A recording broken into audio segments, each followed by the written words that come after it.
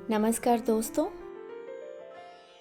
आज कथा सखी में सुनिए दीपक शर्मा जी की लिखी कहानी दूर घर।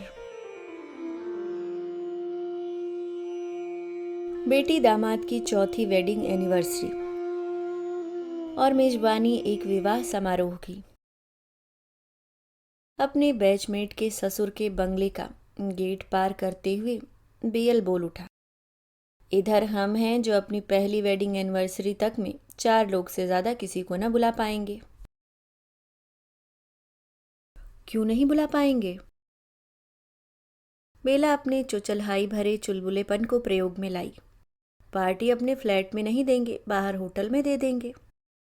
हे बीएल अपनी मोटर बाहर सड़क पर ले आया। और बिल कौन चुकाएगा? मामा अम्मा लोग, सिंपल।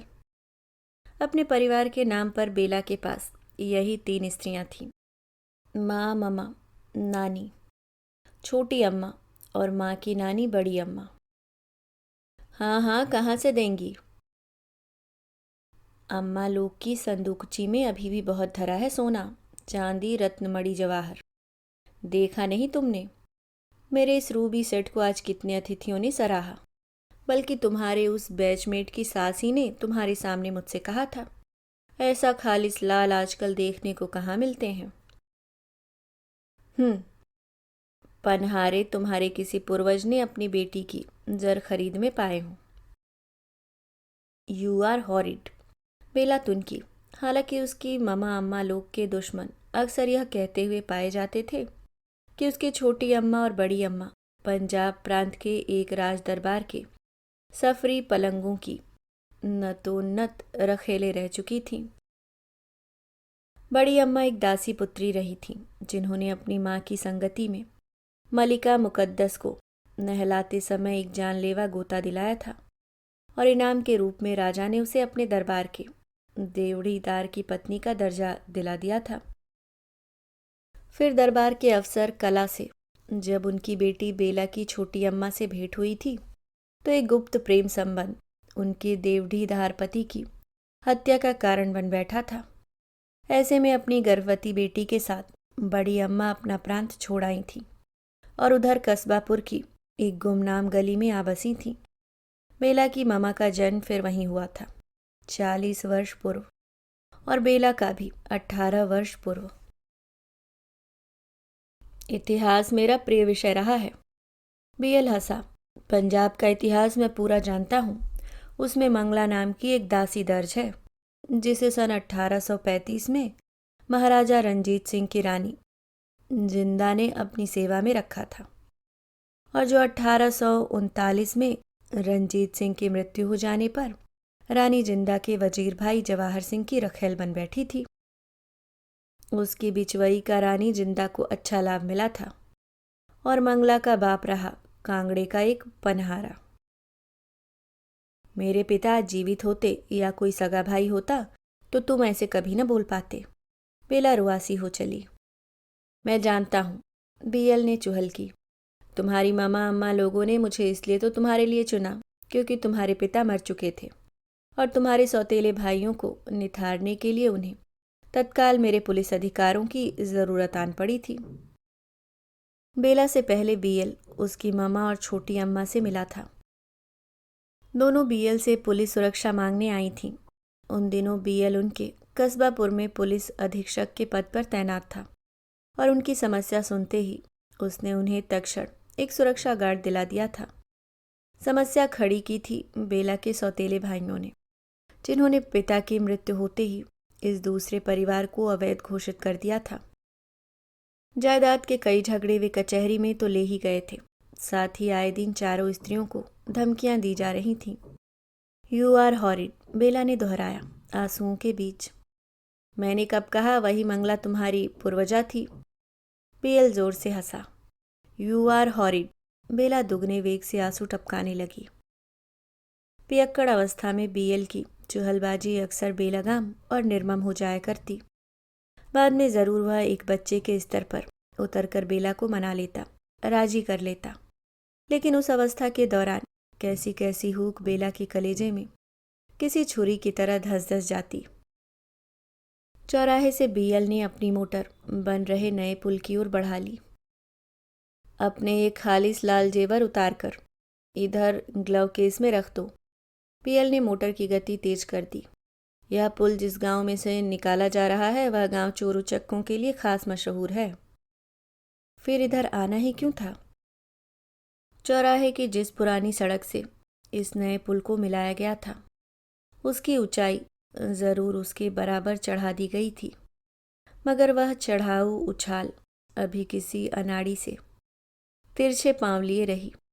बेढंगे किनारों पर काम होना अभी पूरी तरह बाकी था और मोटर की हेडलाइट्स की रोशनी में पुल की शुरुआती चढ़ाई पर कई झुग्गी झोपड़ियों की पालथी साफ देखी जा सकती थी।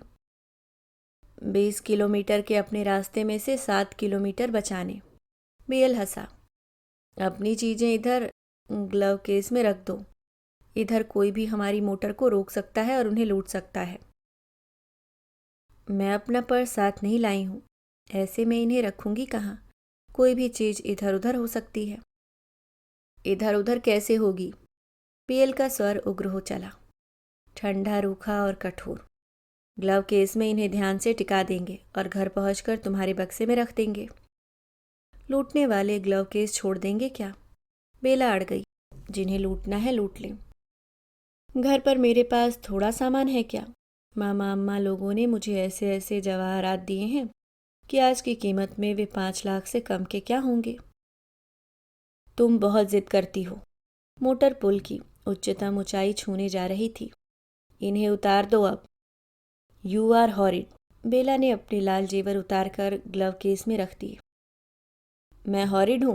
ग्लव केस के बंद होते ही बीएल ने मोटर रोक दी। उस बुचड़ खाने से तुम्हें बाहर निकाल लाया हूं और हॉरिड हूं। चलो उतारो, चलो उतरो नीचे, नीचे उतरो। तुम क्या कह रहे हो? बेला रोने लगी। रात के 1 बज रहे हैं। पूरी सड़क खाली और सुनसान है। नहीं उतरोगी? नहीं उतरूंगी। यह मोटर मेरी है, मेरी मामा अम्मा लोगों की खरीदी। नहीं उतरेगी? चीखकर बीएल ने बेला की तरफ का दरवाज़ा खोला और उसे बाहर धकेल दिया। बेला सन्न रह गई। ऐसा मतवालापन, ऐसी उपेक्षा, ऐसी बेदखली। एक वितृष्णा उसकी नस नस में भर गई और वह पीछे पलट ली। बेशक बीएल लौट रहा था, मोटर बैक कर रहा था। चल बैठ अंदर। बीएल मोटर उसके बराबर लौटा लाया। नहीं। वह दौड़ने लगी। सितंबर की उस रात में इधर हवा खुली थी और अंधेरा मीठा। चल बैठ अंदर। इस बार बीएल ने गाड़ी कुछ इस तरह से उसके निकट ला पहुंचाई कि अगर उसके बाएं कदम पर गाड़ी का दरवाज़ा था तो दाएं कदम पर पुल का ऊंचा आखिरी किनारा। नहीं, अपने कदम उसने अपनी नाक की सीध में बढ़ा लिए, पूरी खबरदारी के साथ।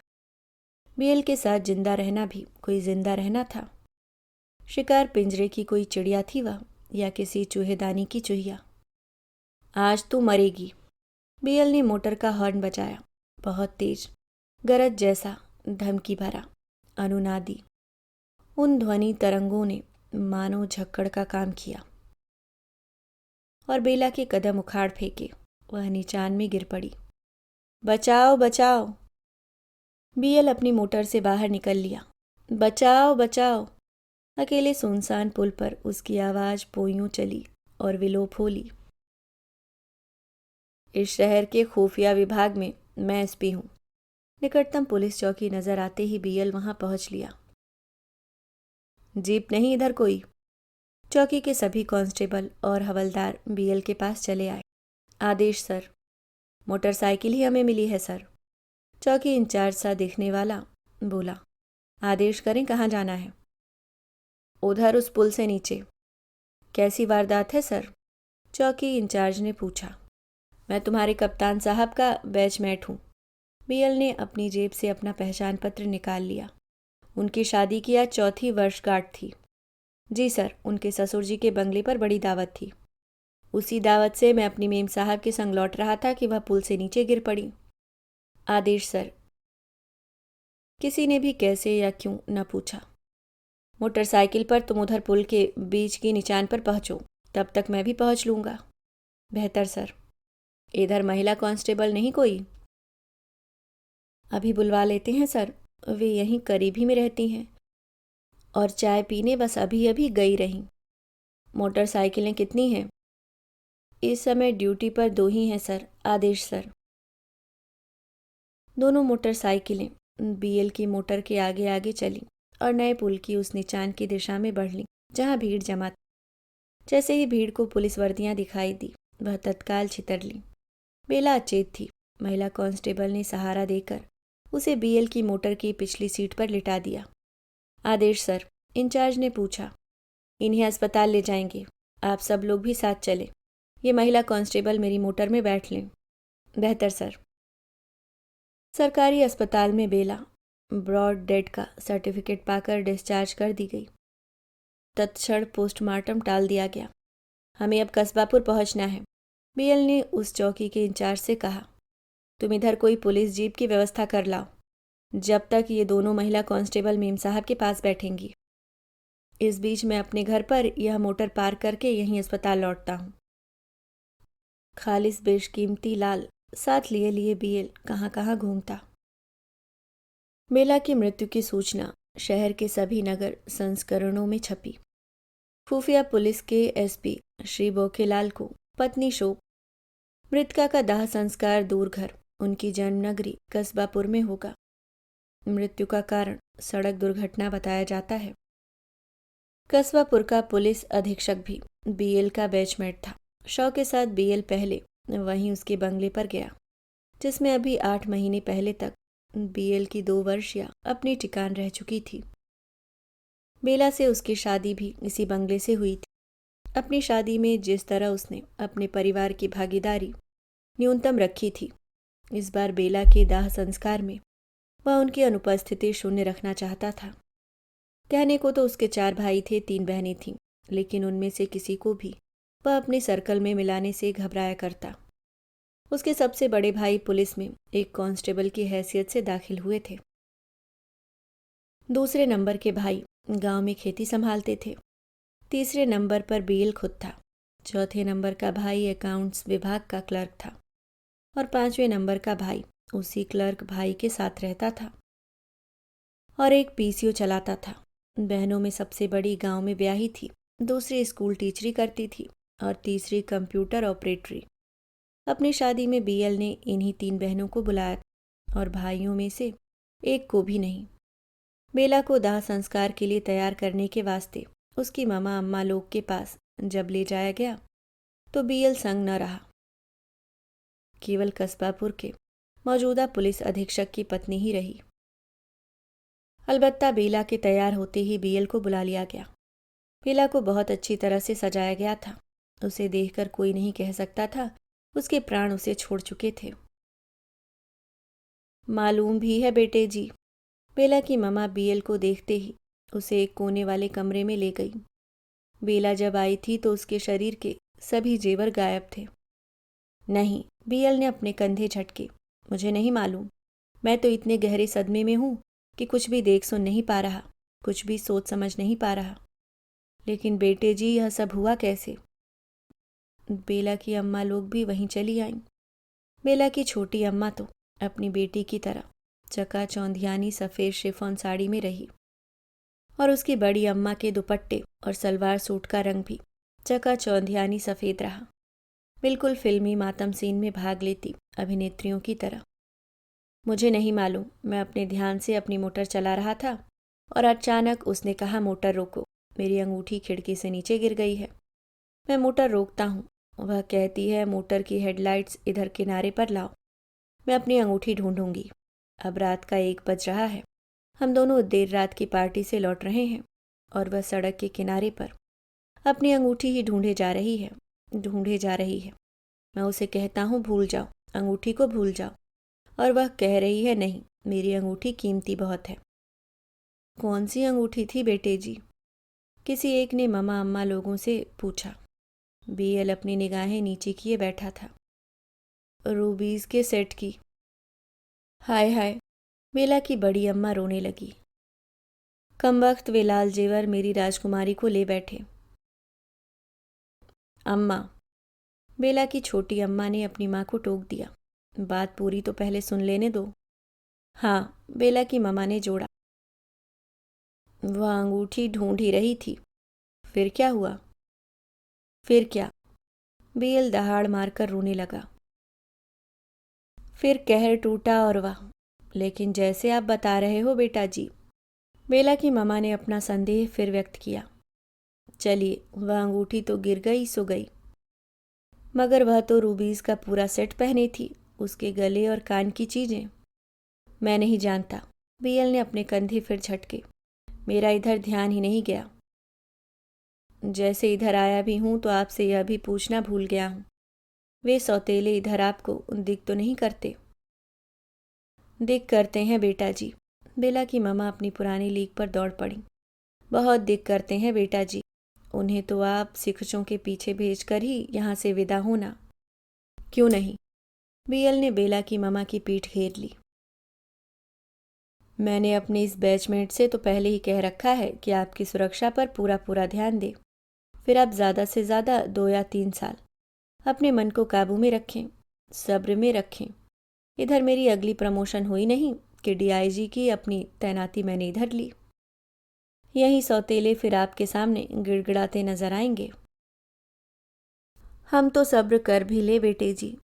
बेला की छोटी अम्मा बोल उठी। मगर हमारी इन अम्मा के सब्र का बांध टूट रहा है।